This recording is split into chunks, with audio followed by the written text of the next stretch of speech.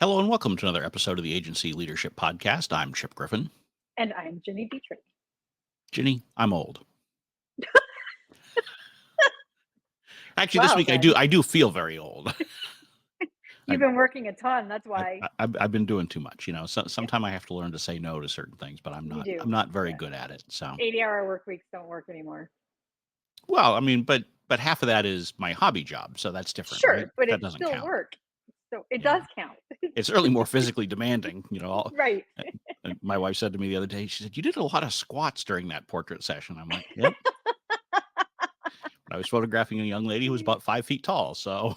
That's what it takes. Unless Yep. I just shoot down on her for the whole thing, that's probably not going to work out too well unless I get lower. Probably So not. Probably not. That's it funny. just reminds me of baseball umpiring, but I Oh also yeah, felt old sure. doing that. So, Yeah. Been a but we're not talking so much about my age today, but age in general, and in particular, ageism when it comes to PR and marketing, because this seems to be becoming an increasingly prevalent problem. It's certainly not limited to the world of PR and marketing, but I think that obviously that's what we talk about here, so that will be part of the focus.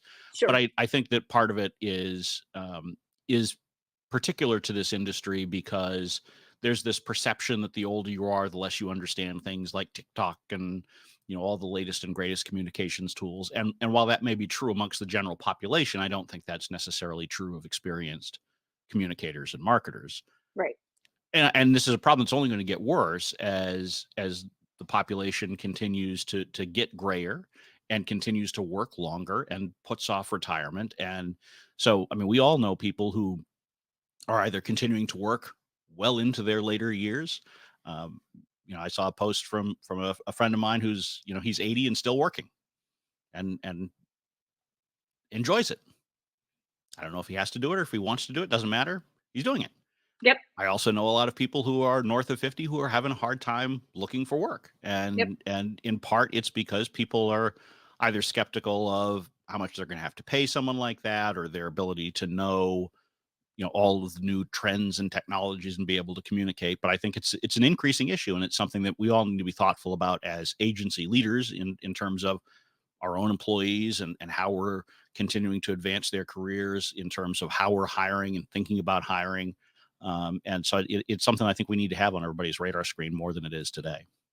Yeah, and I think there are some things that as agency leaders we can think about in terms of still being able to hire people with experience, um, because they like I understand there's the perception that we may not know about TikTok, or we may not know how to create the do the latest Deadpool dance, or whatever it happens to be, right? Like there's that perception, which I don't think is necessarily true. I think there are some people that are that way, but it's not necessarily age related. I keep telling my sister-in-law that she's the oldest millennial on earth because she acts like an 80-year-old woman, and she's 40. She just turned 40. So like I don't think it has anything to do with age. Think it has more to do with your ability to be curious and innovative and understanding, and just take in the world around you.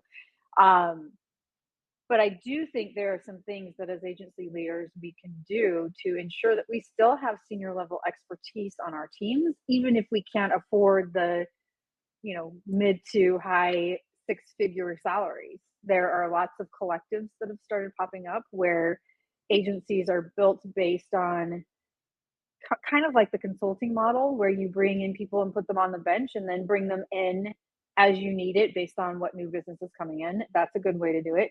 There are lots of really senior level people who are doing the what's called fractional CMO, CCO, whatever it happens to be, title happens to be, and they're working for 3 or 4 clients. So you can get them for a quarter of their time, which is significantly less. And I think if you start to detail it out financially, you understand that it's going to take somebody with 30 years of experience significantly less time to do something than somebody with 2 years of experience. And so you're actually maybe saving money in the long run. So I think it's a really good exercise for us as agency leaders to think about, how do we bring in different levels of experience, and not just say, oh my gosh, I can't, in my head I know I can't afford this person, so I'm not even going to talk to them.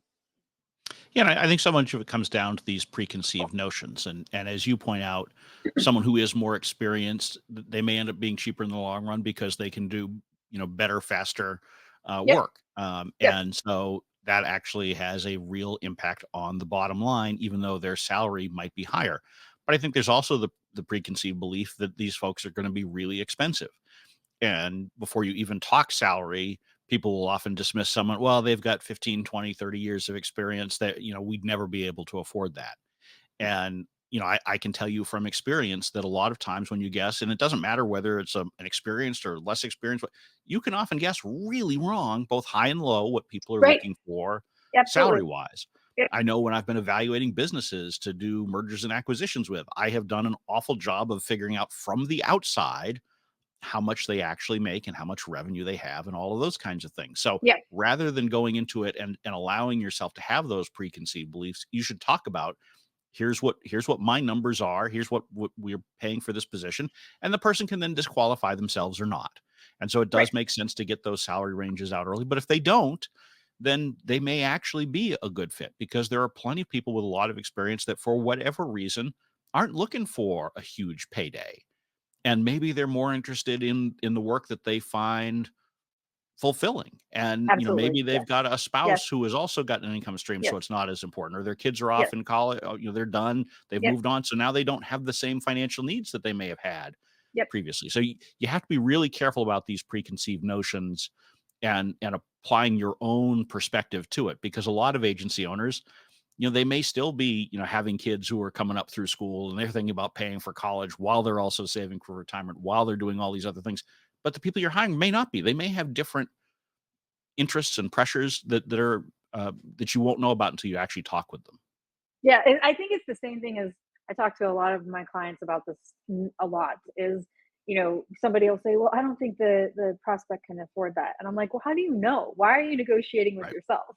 Stop negotiating against yourself and actually put a price out there to see." And it's the same thing here, I think, where it's, if you need somebody who can handle client meetings and be really strategic with and you be comfortable handing off day-to-day client service to somebody, then why wouldn't you talk to somebody with several years, many years of experience, because they have the experience, they know what to do, all of those things, right? Instead of saying, well, I probably can't afford them, so I'm not even going to talk to them. And I think what you'll find is if you're flexible and nimble enough to find different, I guess, hybrid arrangements, kind of like our hybrid work environment. Same kind of thing here. Like maybe you bring them in for 10 hours a week, or maybe it's 20 hours a week, or, whatever happens to be, but don't negotiate against yourself ever. Don't do it with prospects. Don't do it with candidates. Don't do it at all. Just like you have to figure out, to your point, you don't know just based on your own preconceived notions what it is. So have the conversation. Right. I mean, I say this to clients all the time. There's no risk in conversations. That's right. That's No, no right. matter what whether it's with a prospective hire, or a prospective That's right. client, a prospective partner. I mean, whatever. Yep. Just talk to people. You'd Yep. be shocked at what you might actually learn if you go into conversations with an open mind and see what there is. And I do think that when you are hiring someone who has more experience, you do need to ask good questions, right? Because I'm not saying that everyone with experience is a good fit for you, even if you can afford them. We've talked Right. previously about Sure. how small agencies need to be careful about hiring people who've come from large agencies, for Yep. example. Yep. And so if you're looking at someone who is more experienced, but their experience is largely with larger agencies, you need to explore that and really understand if they would fit in the environment that you have. And part of the challenge is because there is such prevalent ageism, a lot of folks who are north of 50 or even north of 40 in some cases are out there and they are applying for more than what they would typically apply for. So you do need to make sure that it is a proper fit for you. So I'm not saying that just because someone's experienced, you should throw all your concerns Right, out the right, right. window Yeah, and go yeah. out and hire For them sure. if you can Yeah. afford them. But you do want to just think those things through because you do want the right fit still. Yeah, and I think somebody like when I was starting my agency, I was very young, and I hired a managing supervisor who was about 25 years older than me. And what she did was she came in and created processes. She did all the statements, like our process, our procedures. She created teams. She created a hierarchical organizational chart. some of it worked and some of it didn't, and she and I would kind of go round and round sometimes about things. But because she had that experience that I didn't have, she was able to help me grow my agency a lot more quickly, in a shorter amount of time because of it. So, and I'm also very like, I'm not a process person and I'm not a statement of work person. Like I say, I know how to do this and I can go do it. But like for me to sit down and say, well, it was this and this and this and this and this, I'm not that type of person. So she was really great for the agency and she developed all of that stuff. And it was her experience that allowed her to do that because she had worked in an agency of my size at the time, or previously she'd also worked in a large agency, so she was able to take it. Now in the long run, to your point, she was not a culture fit and we ended up parting ways, but she did help me create the structure for the business that I was missing, and it was because she had so much more experience than I did. So it, again, not, look for people that can help you reach your goals more effectively, and it doesn't have to cost, like, she didn't cost me a whole ton of money. Right. Well, and I think the other thing to think about here is it's not simply something you need to think about when it comes to recruiting. You need to think about it with your current team as well. And so, particularly if you're, an agency owner who's been around for a while, and you've got folks who have been with you for a period of time, and they're gaining experience, and therefore also, by the way, growing older. You need to try to make sure that you're providing them with the professional development opportunities so that they are keeping current with things, right? Yep. And one of the risks that small agencies run is that you overload employees with so much day-to-day work that they don't have time Yep. to explore ChatGPT or TikTok or all of these other things that would benefit Yep. not just the agency, but also Great themselves, point. because you Great point. want them to be as empowered as possible, both for the work they're doing for you. And I mean, frankly, part of your obligation to all of your employees is to set them up for their own futures, even if that is not with you 5 years down the road. And so you're doing them a disservice, whether you've got someone with 2 years of experience or 20, if you're not helping them continue to grow while they work for you. And I think you're doing your clients a disservice too, because if they're Absolutely. not Absolutely. able to grow and learn new technologies and test it out and iterate and learn what works and what doesn't, then same thing for your clients. Your clients get stale and then they're disappointed because you're not moving their business forward or coming with new ideas. And I think there's a big thing for that too. So it's for their own careers, but it's for your clients as well. So now let's flip the tables a little bit, and so if you are one of those folks in the workforce who is looking for employment after you've gained a lot of work experience, what advice do you give those folks as they're out hunting, knowing that they're facing this headwind of ageism in the workplace? I mean, thank heaven I own my own business and I don't have to face it. But that's not to say that I wouldn't face it with prospects too, where it's like, oh, you guys don't, you guys seemed old, and whatever happens to be. But I would say for people, and I think you and I both have some friends who are facing this, that really it's about, I would say, being flexible and helping an agency owner understand, or an agency leader understand, what you can bring to the table, and that maybe it's not full time. So think about these other opportunities that have arisen since the pandemic, where you have these agency collectives that only bring in, now it's not a salary and it's not benefits, but it does provide you a more stable, for lack of a better term, freelance cadre of clients, where they're bringing that all to you and you're doing the work, right? So you still have to pay your own benefits, you still have to pay your own taxes, you still have to do those things as if you're on your own, but you don't have to go after the new business and you don't have to manage the back end side of things. So there are the collectives, the fractional title that I mentioned earlier has made this huge uprising since 2020. And you can be a fractional CEO, or CISO, chief content officer, or a chief communications officer, or chief marketing officer, and have 3 or 4 clients and probably make more money than you would anywhere else. So I think for those of you looking for roles, that's the kind of thing that you should be thinking about, is be really flexible in what kind of working arrangement. And I think so many people say, well, I have to have the stability and I have to have the paycheck and I have to have the benefits. And my question to that is why? Why do you have to have it? Because I think you're going to make more money and be more stable in the long run, probably without those things. Look, I mean, I think flexibility is absolutely key because, I mean, honestly, the workforce overall, not just in our space, is changing so much Yep. and has changed so much in recent years that I think everybody needs to be thinking about more creative employment solutions. I mean, we're even seeing, folks who are just out of school who are doing, Yep. part-time Yep. freelancing, Yep. contracting, that kind of Yep. thing, which, Absolutely. I mean, when I got out of college, nobody ever thought about way back then, right? Right. You went in, you Right. got a Not at normal all. 40-hour No. a week Yeah. job, Right. and Yeah. nobody started out as a contractor. Nobody started out being an Yep. entrepreneur. They all went Yep. off and had a regular job first. And so, you need to be, if you are someone who, that's how you grew up and that's your experience for the last 20 or 30 years, you need to be open to the idea that that may not be the solution, at least for now. Yeah. And so, and frankly, it's easier to make connections by doing that kind of work that might lead to a full-time role at some point. I mean, yes, it's important to be out there if you're job hunting and sending out resumes and all that kind of stuff.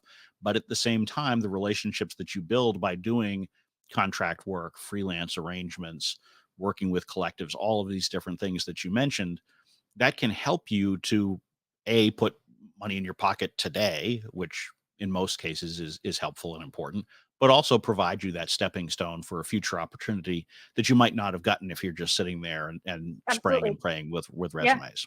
Absolutely. Yeah. I think that's a really good point. And I think there are lots of different ways to do this today, that the opportunities we didn't have even 4 years ago. So really be flexible and think about, gosh, if I did this, this, and this. And I understand it's scary and I understand, all of those things, but it's not any more scary, I don't think, than not having a job and spraying and praying and trying to get interviews. So take control of your destiny, make sure that it works for you, and be flexible in the way that you can do it. Yeah, and I would say, be careful about allowing the frustration to consume you because I've seen some folks I know where the frustration becomes almost overwhelming at what they're facing. And I think that it's important to be out there and, certainly look at the flexible things that you can do and be more open to them than you might generally prefer to be. But I think part of it too is making sure that you are continuing to grow, right? I mean, if you're in the middle of a job hunt, you're not going to spend 8 hours a day every day at it, right? I mean, unless you're Right. really just bombarding people who aren't really good fits. I mean, if you're being thoughtful about where you're applying and pushing forward with those things, you're going to have time available. With that time available, do things to brush up on your knowledge, increase your skill set. Get out there and be talking on LinkedIn and other places to show that you're thinking about these things. Almost as if you were actually an agency owner, right? Which obviously is most of our listeners, but I'm sure that some others will have this episode referred to them and they'll check it out. But those are all powerful things that you can do in order to combat the unfortunate ageism that is out there. And I think going, just being frustrated. And I see some folks who post regularly on social media about, their concerns about this and the fact that they are facing ageism. Yes, fine. You can say that from time to time, but at the same time, you've really got to be putting yourself out there because potential employers, potential agencies that might want to subcontract with you, they want to see your thoughtful thinking. They don't want Yep. Yep. to hear the challenges that you're facing. Yeah. And that's not to minimize them, but that's just reality. If you want to Yep. get out there, you need to put your best foot forward. Yeah. I mean, I liken this to, I remember probably 6 or 7 years ago, a pretty good friend of mine used social media to vent all of her frustrations about her employer, about her life, about everything, about friends, about everything. And I remember sitting down with her at one point and saying, "Listen, I understand that you're frustrated, but what you're doing is you're saying to people, don't be friends with her, don't hire her, like all of these things." And she poo pooed me. And that was probably 6 years ago. And to this day, she still does not have a full time job. And it's because she continues to say really negative things about everyone on social media. And potential employers see that. And you see that and you think, gosh, I don't know that I really want that person to be on my team. So I think, to your point, you can, vent your frustration from time to time. But when I'm looking for somebody, I want to know how they think, what kind of culture fit they're going to be. Do they have thought leadership? Do they think the same way that we do? Do they have different ways of approaching things? I want to know those things before I'll even talk to you. And And so I think, and I'm not in the minority on that. I think just, a good balance is a good recommendation. Yeah, and then finally, the last thing I'd say is it's important to make sure that the folks in your network are regularly reminded of what you're looking for, whether that Yep. is in terms of full-time employment, freelance opportunities, et cetera, because we all have bad memories. And so, you need to be prodded from time to time and reminded of things. So that means that in addition to, getting out there and applying with employers, you need to use your social media platforms. You need to use your email connections and remind people of what it is that you're looking for so that you stay top of mind. I mean, it's the same advice that we give. And if you can listen to any of the episodes about growing your agency, you need to be right place, right time. You need to be on the top of that person's mind when they say, oh, I need to hire someone for this. And if they're not, if you're not out there and reminding people, you're going to get Right. lost. And so Yep. even though Absolutely. it may feel a little smarmy, it may feel like you just, God, I hate kind of keep reminding people of this. You need to do it. And there are ways you can absolutely do it that don't come across as, cheesy or whiny or those kinds of things. You just need to make sure that people know, this is what I'm looking for. And it's just like anything else that we do. Stay top of mind, which you have to do. And not everybody's going to see it the first time or the second time or the third time. Like I saw last week that a former employee of mine who I would love to rehire is looking for a job. I had no idea. I had no idea who was Yep. looking for a job. Yep. And he's like, I've been talking about this for 6 months. And I'm like, I just saw it. Like, so I didn't know.